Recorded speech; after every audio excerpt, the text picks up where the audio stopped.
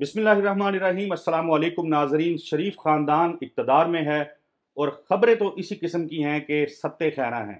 نواز شریف صاحب مری کے پرفضا مقام پہ بیٹھے، ظاہر ہے جب بھی میٹنگ کرنی ہوتی ہے تو پارٹی کو، بیٹی کو، سمدھی کو یا بھائی کو مری میں بلا لیتے ہیں، اور ہر طرف شنید یہی ہے کہ سب ٹھیک ہے، حکومت جو ہے وہ بھی ٹھیک ہے، مدت بھی پوری کرے گی۔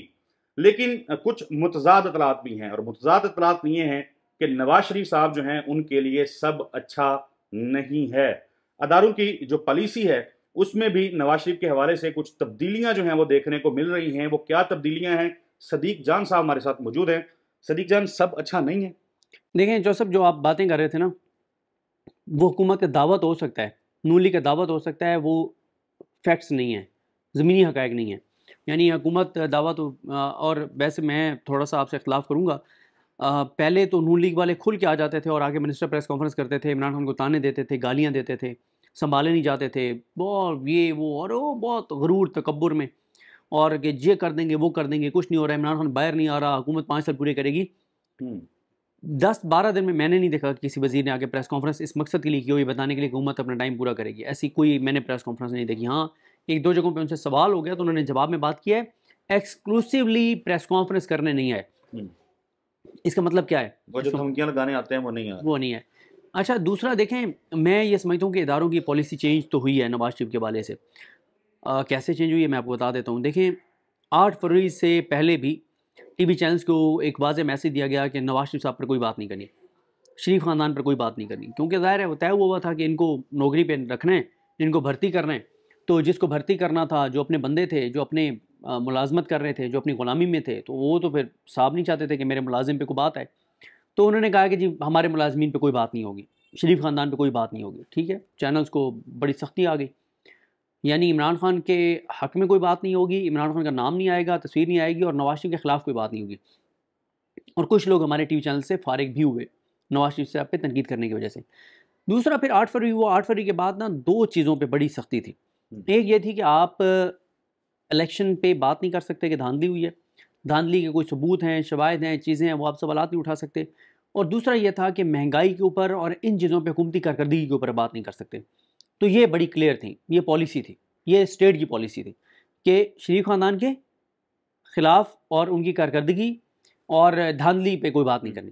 لیکن آپ نے اسد چودھری صاحب ایک چیز نوٹ کیا ہے کہ آج سے 1 ہفتہ پہلے ایک پتن کی رپورٹ آتی ہے جس میں بتایا جاتا ہے کہ میاں صاحب کیسے ہارے ہیں، کتنے ہزار ووٹوں سے ہارے ہیں، کیسے فارم 45 جعلی تیار کیے گئے، کیسے فارم 47 جعلی تیار کیے گئے، کیسے ٹرن آؤٹ جو ہے وہ 102% بھی دکھایا گیا ہے۔ مثلاً بتانے کے لیے اپنے ناظرین کو کہ اگر کسی پولنگ اسٹیشن کے اوپر 10,000 ووٹ ہیں ٹوٹل، اور ان میں سے کئی لوگ فوت بھی ہو چکے ہوں گے، تو ووٹ جو کاسٹ ہوا ہے وہاں پہ وہ 10,000 سے بڑھ گیا، وہ 12,000 ہو گیا۔ ٹھیک ہے، یا 12,000 نہیں، 10,200 کر لیں، جتنا بھی۔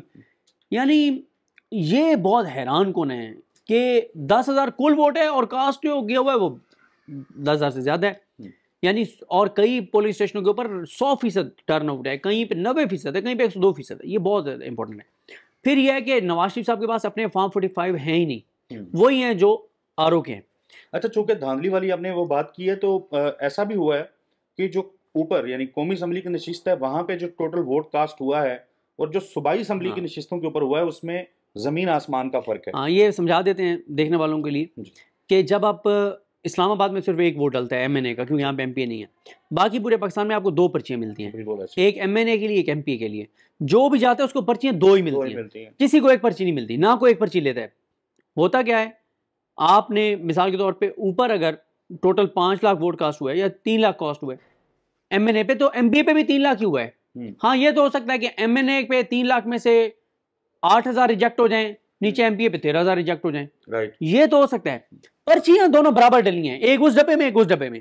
یہاں پہ کیا ہوا ہے، پتہ چلا ہے کہ جی ایم این اے کے اوپر 3 لاکھ ووٹ کاسٹ ہوا ہے اور ایم پی اے کے اوپر 2 لاکھ ہوا ہے، 1 لاکھ ووٹ اوپر زیادہ کاسٹ ہو گئے، جو کہ ناممکن ترین بات ہے۔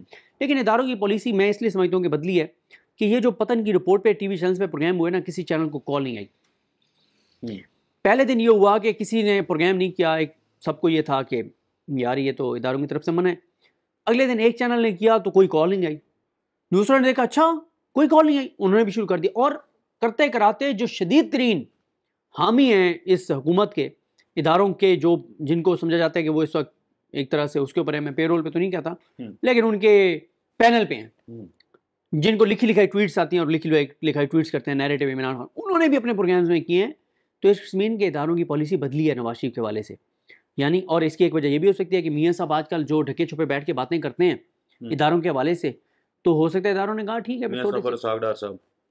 اداروں نے کہا ٹھیک ہے تھوڑی سی پھر بات ہونے دیں، میاں صاحب کیسے ہارے ہوئے تھے اور ان کو جتوایا گیا ہے تو ذرا ان کو گندہ ہونے دیں. اداروں کا ٹھیکہ تو نہیں ہے کہ وہ اگر نواز شریف صاحب جس طریقے سے ان کی پاکستان آمد ہوئی، جس طرح اسٹیٹ پروٹوکول ان کو ملا، ایئرپورٹ کے اوپر تمام سہولتیں ان کو ملیں، جلسہ گاہ میں جس طرح لینڈ کر مطلب ہر چیز بنا کے تیار کر کے ان کو دی گئی، اس کے باوجود اگر میاں نواز شریف اپنی 40 سالہ سیاست کے بعد لاہور کی اپنی گھر کی نشست نہیں جی سکتا تو پھر اس قسم کے ریزلٹس آئیں.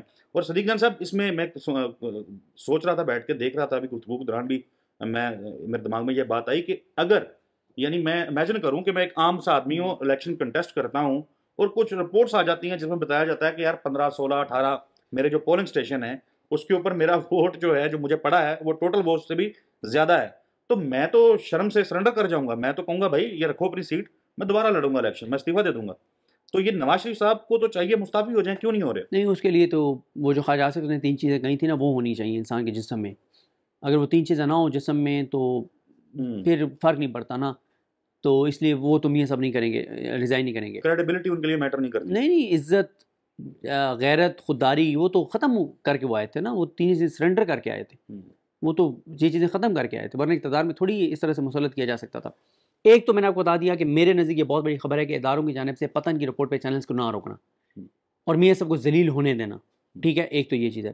دوسری جو چیز میں دیکھی ہے نا وہ یہ دیکھی ہے کہ ادارے جو ہے وہ مہنگائی پہ بات نہیں کرنے دیتے تھے. اب ادارے بجلی کے بلوں پہ فل کوریج کرنے دے رہے ہیں. ٹھیک ہے، ابھی بھی چینلز کو حکومت نے مینیج کر لی ہے کروڑوں روپے دے کے، اربوں روپے دے کے کہ یار بجلی کے بلوں پہ زیادہ بات نہ کریں. اداروں کی طرف سے نہیں روکا گیا. پہلے اداروں کی طرف سے روکا جا رہا تھا، حکومت پیچھے تھی، اب حکومت کو ایفرٹ کرنی پڑی ہے روکنے کے لیے. تیسرا دیکھیں، گور اعجاز صاحب جو ہے نا، جب نگران حکومت بنی تو وہ نگران حکومت چند ماہ کے لیے نہیں تھی، اس نے لمبا چلنا تھا اس نگران حکومت نے. لیکن ہوا یہ کہ اچھا پھر وہ قاضی صاحب اڑ گئے کہ نہیں الیکشن کروانے ہیں، کیونکہ قاضی صاحب اور میاں صاحب آن بورڈ تھے اور قاضی صاحب نے اس لیے 8 فروری کے انتخابات کروائے کیونکہ وہ میاں صاحب کی وجہ سے، میاں نواز شریف کی وجہ سے، ورنہ کوئی ارادہ نہیں تھا اداروں کا الیکشن کروانے کا. اب ہوتا کیا ہے؟ ہوتا یہ ہے کہ جناب ادارے جو ہے وہ اپنے ان لوگوں کو سلیکٹ کرتے ہیں جو بالکل 100% ان کے معیار پہ پورے اترتے ہیں. اس میں دیکھیں کہ کاکڑ صاحب کے بعد امپورٹنٹ منسٹری تھی وزارت داخلہ، مفتی صاحب. تیسری ساتھ دوسری اتنی برابر اکانومی کی تھی، وزارت خزانہ تھی. اور تیسری جو ہے نا وہ جو اہم وزارت تھی وہ گور اعجاز صاحب کے پاس تھی. اچھا چلیں وہ نہیں بھی تھی امپورٹنٹ، لیکن ہوتا یہ ہے کہ جب سرفراز بگٹی صاحب ریزائن کرتے ہیں تو گور اعجاز صاحب کو وزیر داخلہ لگایا جاتا ہے جو پرائم منسٹر کے بعد سب سے امپورٹنٹ ہے. اٹس مین کہ اتنے امپورٹنٹ وہ. اور الیکشنز کی سچویشن ہے اور پاکستان میں دہشت گردی کے احساس ہے. کے پی کے میں بلوچستان میں یہاں تک باتیں ہو رہی تھیں کہ دہشت گردی کی وجہ سے الیکشن جو ہے وہ ملتوی ہو سکتے ہیں. تو گور اعجاز صاحب کو لگانے کا مطلب کیا تھا کہ کاکڑ کے بعد سب سے بڑا تابع دار گور اعجاز ہے یا باعتماد ہے. آج وہی گور اعجاز صاحب IPPB کے خلاف اتنی وہ چیزیں کر رہے ہیں اور وہ چلوائی جا رہی ہیں. اس وقت ادارے یہ کہتے تھے کہ اس حکومت پہ اس لیے بات نہ کرو کیونکہ یہ حکومت تو ہم لائے ہیں، ان کو تو ہم نے نوکری پہ رکھا ہوا ہے، ہم نے بھرتی کیا ان کو. آپ ہمارے ملازمہ پہ بات کریں گے تو بات تو انڈائریکٹلی ہمارے پہ آئے گی.